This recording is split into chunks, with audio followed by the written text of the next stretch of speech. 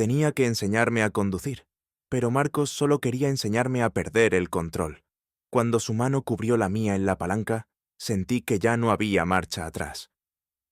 Cumplir 20 años me había dejado una sensación amarga. Mientras mis amigos hablaban de viajes improvisados en coche, de escapadas nocturnas y de la independencia que parecía envolverles como una segunda piel, yo seguía dependiendo de autobuses, favores y horarios prestados. Cada vez que escuchaba el tintineo de unas llaves en sus bolsillos, me ardía el estómago de frustración. Mi padre no entendía mi bloqueo. Para él, aprender a conducir era cuestión de disciplina, de carácter.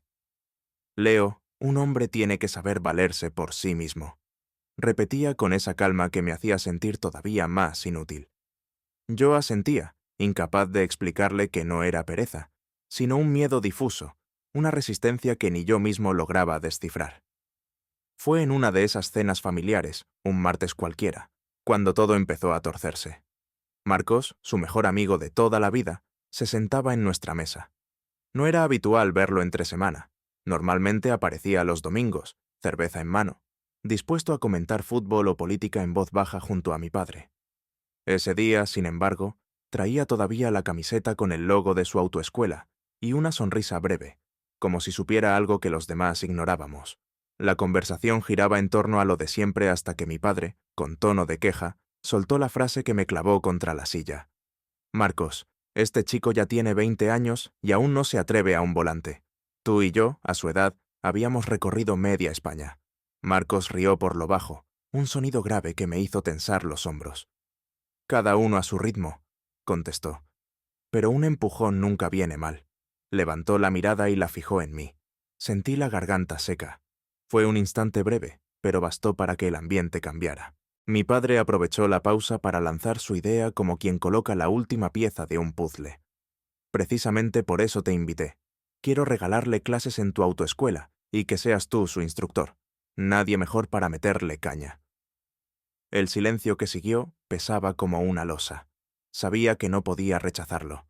No sería un regalo, sino un desafío disfrazado de buena intención. Rechazarlo significaba enfrentarme a la decepción de mi padre y al juicio de Marcos. Él no sonreía. Su expresión era neutra, casi profesional, pero sus ojos tenían un brillo distinto, como el de alguien que acaba de ganar una partida de ajedrez sin mover apenas las piezas. «Será un placer», dijo al fin. «Empezamos el lunes a las 4. La puntualidad es lo único que no tolero». La trampa estaba cerrada. El fin de semana fue una tortura. Traté de evadirme con estudios y reuniones con amigos, pero todo giraba en torno a la cita del lunes. Imaginaba los peores escenarios.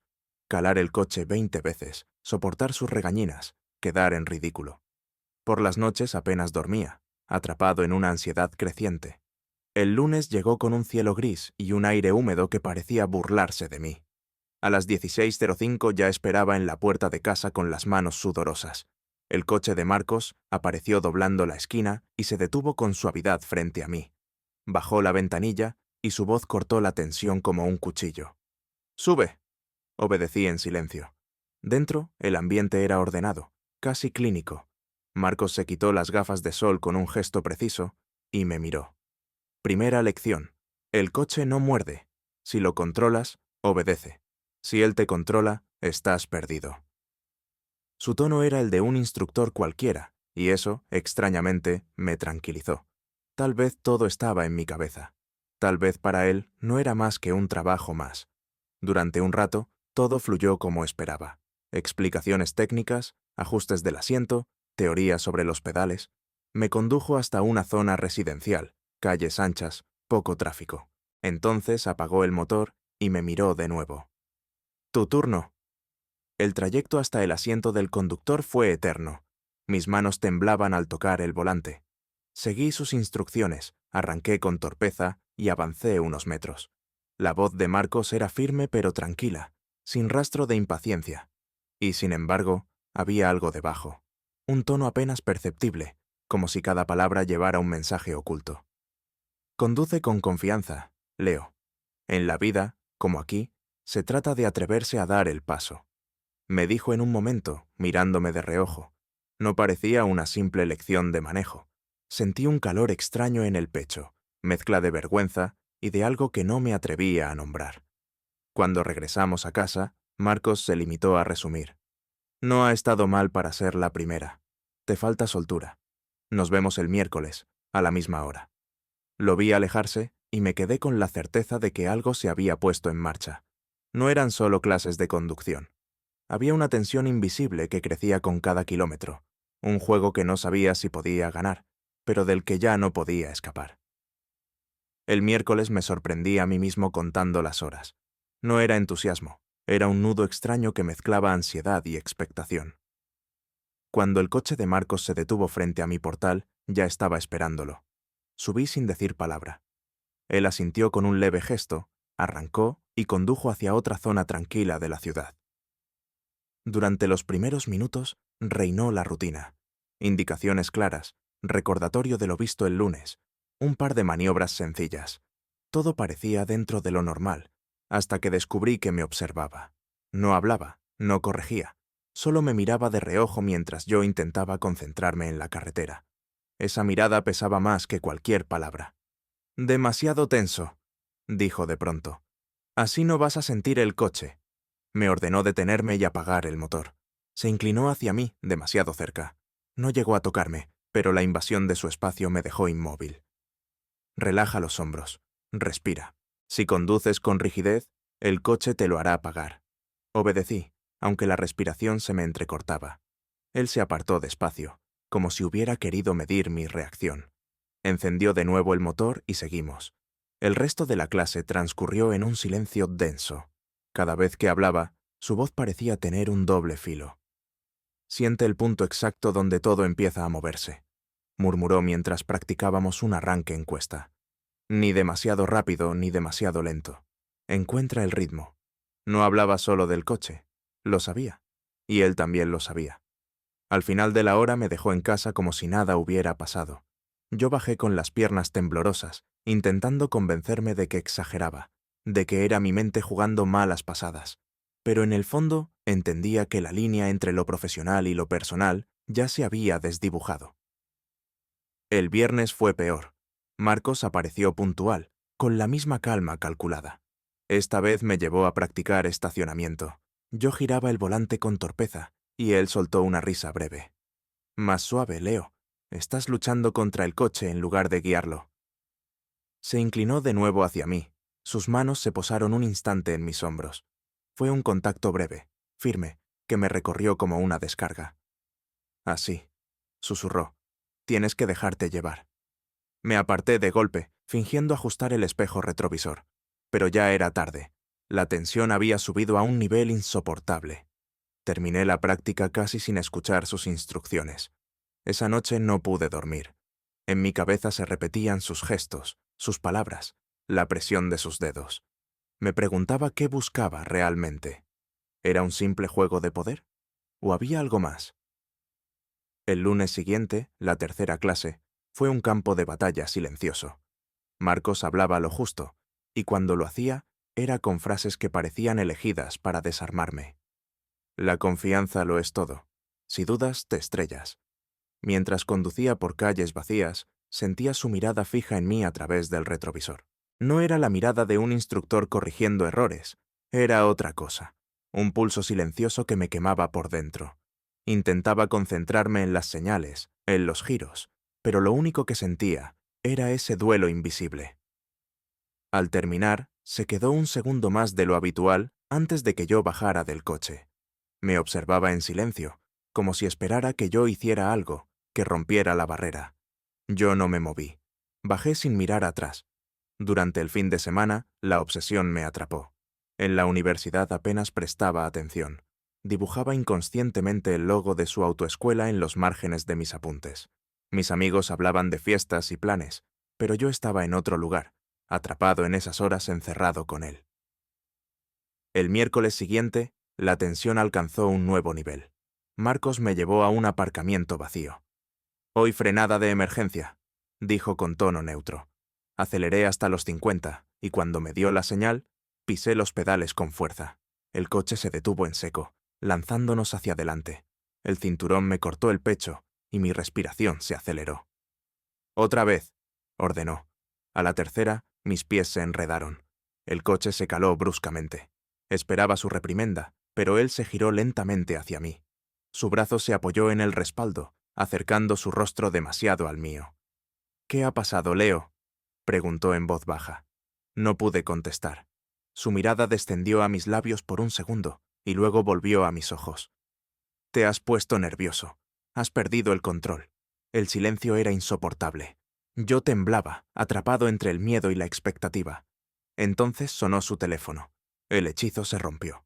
Lo sacó del bolsillo, lo miró y lo silenció.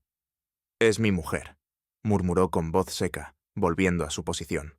El resto de la clase transcurrió bajo una profesionalidad helada. Pero ya era tarde. Lo que había pasado quedaba grabado en el aire, imposible de borrar. Después de aquella tarde en el aparcamiento, las clases dejaron de ser un simple aprendizaje. No había vuelta atrás. Aunque Marcos intentó recuperar la fachada de instructor, los silencios lo delataban. Cada vez que me miraba por el retrovisor, sentía que el aire se volvía pesado, como si solo existiéramos él y yo en aquel espacio cerrado. La obsesión empezó a filtrarse en mi vida cotidiana. En la universidad apenas lograba concentrarme. Me descubría recordando frases suyas, repitiéndolas como si escondieran un código secreto. Soñaba con esas pausas, con el instante en que parecía a punto de decir algo que nunca terminaba de pronunciar. Un domingo, durante la comida familiar, mi padre lanzó una broma inocente que me heló la sangre. «Este chico está irreconocible. Hasta parece que espera las clases con ganas. Marcos tiene mano dura, ya lo decía yo». Sentí las miradas de mis tíos, de mi madre. Reí con un gesto forzado, pero mi incomodidad fue evidente. Mi padre no notó nada. Para él, aquello era un triunfo. Su hijo, al fin, mostrando iniciativa. La siguiente clase confirmó que Marcos jugaba con ventaja. No necesitaba palabras para recordarme lo que había pasado. Su silencio era suficiente. Conducíamos por una carretera secundaria cuando lo vi sonreír apenas un instante, como si disfrutara de mi nerviosismo. «No puedes estar siempre a la defensiva, Leo», dijo sin mirarme. «Si temes perder el control, nunca llegarás lejos». No era una lección de conducción. Yo lo sabía, y él también. Los rumores empezaron poco después. Una compañera de clase me preguntó si estaba saliendo con alguien mayor. Me quedé paralizado. Fingí indiferencia, pero su sonrisa insinuaba que había escuchado algo. El corazón me dio un vuelco. ¿De dónde podía venir? ¿Había alguien que nos hubiera visto? Empecé a evitar a mis amigos, temiendo que notaran algo en mi comportamiento. Esa distancia alimentó todavía más las sospechas. Una noche, uno de ellos me escribió: «¿Qué pasa contigo? Estás raro desde hace semanas. ¿Es por alguien?». No supe qué contestar. En casa, mi madre me observaba con una mezcla de ternura y preocupación. Ella no decía nada, pero su silencio era distinto, un silencio que escuchaba demasiado. Y mi padre, orgulloso de la disciplina de Marcos, no dejaba de compararme con él. Cada elogio suyo era como un clavo que me hundía más en la contradicción. La cuarta semana fue insoportable. Marcos ya no necesitaba insinuaciones. Su sola presencia bastaba para mantenerme atrapado. En una de las clases, después de corregirme un giro, dejó escapar una frase que me atravesó. «Al final tendrás que decidir si quieres ser espectador o protagonista de tu vida». La dijo como quien dicta una sentencia. No hubo contacto, ni sonrisa, pero entendí que la presión iba en aumento. Aquella noche discutí con mi padre por primera vez en mucho tiempo. Me reprochó mi actitud distraída, mi falta de concentración en los estudios. Yo respondí con dureza, algo que nunca me había atrevido a hacer. Él me miró sorprendido, herido, y me acusó de estar cambiando de manera extraña. Me encerré en mi cuarto con la sensación de que todo se tambaleaba. Los días siguientes fueron una espiral de miedo y deseo. Miedo a ser descubierto, miedo a las consecuencias, pero también un deseo que no desaparecía, que se intensificaba cada vez que escuchaba su voz, ordenándome girar, frenar, avanzar. En el barrio, los comentarios se multiplicaban. Una vecina me dijo en tono casual que me veía mucho con Marcos últimamente, como si fuera su sombra. Reí torpemente, pero por dentro sentí el vértigo de quien camina al borde de un precipicio. El secreto ya no era solo mío, Estaba filtrándose en conversaciones, en rumores, en sospechas. Yo intentaba sostener la fachada, pero sabía que el tiempo jugaba en mi contra. Y lo peor era que Marcos parecía consciente de todo. No hacía nada por frenar la tensión. Al contrario, cada silencio suyo era un recordatorio de que él tenía el control, de que era capaz de mantenerme en vilo con solo mirarme. La sensación de estar atrapado crecía con cada día. No era solo un juego de miradas, era una batalla entre el deseo y el miedo, entre la lealtad a mi familia y el abismo que se abría cada vez que subía a ese coche. Y yo sabía que no podría sostenerlo mucho más. El rumor terminó llegando a oídos de mi padre. No sé cómo, quizá por un comentario descuidado de algún vecino o por las miradas cada vez más obvias entre Marcos y yo. Una noche, después de cenar, me llamó al salón con ese tono que reservaba para los asuntos serios. «¿Qué está pasando contigo y Marcos?», preguntó sin rodeos. Me quedé helado. Intenté responder con evasivas, pero él golpeó la mesa con la palma abierta. «No me mientas, Leo. La gente habla. Y yo no soy tonto». La rabia en su voz me atravesó. No era solo preocupación, era orgullo herido, una sensación de traición. Para él, Marcos era un hermano. La idea de que yo pudiera estar implicado en algo más lo destrozaba. «Papá, no entiendes», balbuceé. «Lo que entiendo es que has puesto en entredicho a mi mejor amigo y a tu propia familia. ¿Tienes idea de lo que estás provocando?». Sus palabras me hicieron sentir sucio, como si todo fuera una mancha imposible de borrar. Subí a mi cuarto con un peso insoportable. Esa noche escuché a mis padres discutir. Mi madre intentaba calmarlo, pero él repetía el nombre de Marcos con una furia que nunca le había visto. Al día siguiente, en la universidad, percibí las miradas de algunos compañeros. Ya no eran simples sospechas, eran juicios abiertos. Una amiga se acercó y, con un tono entre la curiosidad y la acusación, me preguntó si era verdad lo que se decía. Negué con firmeza, pero el calor en mi cara me delató. Las clases con Marcos se volvieron insoportables. Yo quería respuestas, pero él seguía actuando como si nada ocurriera. Esa indiferencia me consumía. «¿No te importa lo que dicen?», le solté un día, incapaz de contenerme. «La gente siempre habla», contestó con calma. «Lo importante es lo que tú haces con ello». Su frialdad me indignó. Él podía esconderse detrás de su reputación de hombre respetable, mientras yo era el blanco de rumores y sospechas. La tensión alcanzó su punto máximo cuando mi padre apareció sin avisar en la autoescuela. Interrumpió una clase y me sacó del coche a la fuerza. Sus ojos ardían de decepción. «Se acabó, no volverás a subirte con él». Marcos intentó intervenir, pero mi padre lo empujó con un gesto que hablaba más que 1000 palabras. La amistad de toda una vida estaba rota. Esa tarde la casa se convirtió en un campo minado. Mi madre lloraba en silencio. Mi padre me acusaba de haber arruinado su confianza y yo apenas podía sostenerme. Quise explicarle que no todo era como parecía, que Marcos me había arrastrado poco a poco, que nada había sido sencillo. Pero la culpa y el miedo me paralizaron. El secreto ya no existía.